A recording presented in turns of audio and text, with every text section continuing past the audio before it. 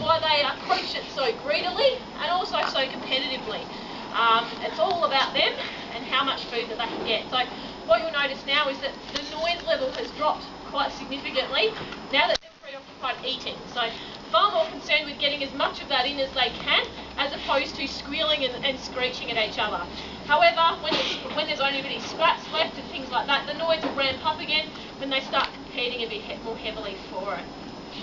So despite being solitary, the reason that you can see more than one devil living in an environment like this, or as you saw on the film, those of you that saw it, converging on a piece of meat out there in the wild, is because they're not actually territorial animals. So they don't have a set area that's theirs that they stand and defend.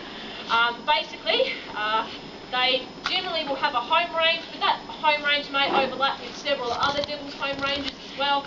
They're quite happy to live within the same space until there's something in there that they both want. So it means a piece of meat that's sitting on a road or in a paddock doesn't belong to any one devil.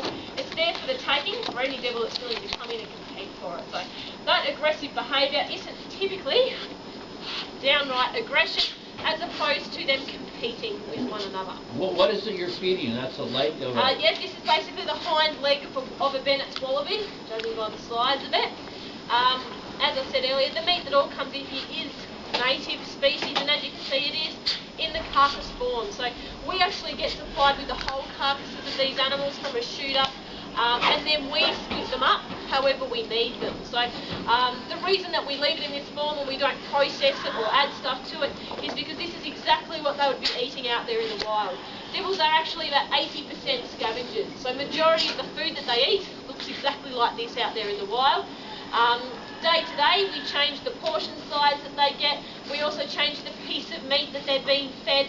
So some days it might be a leg, sometimes it might be a torso or a head, so that they are getting the whole carcass.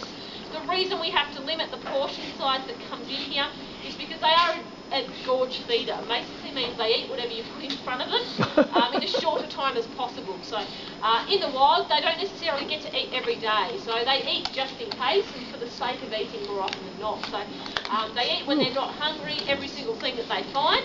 In here, on average, they're getting fed a bit more regularly. So the portion size has to be a little bit smaller, otherwise they would all be incredibly overweight by now. But sometimes we might fast them for a few days and then give them a whole carcass.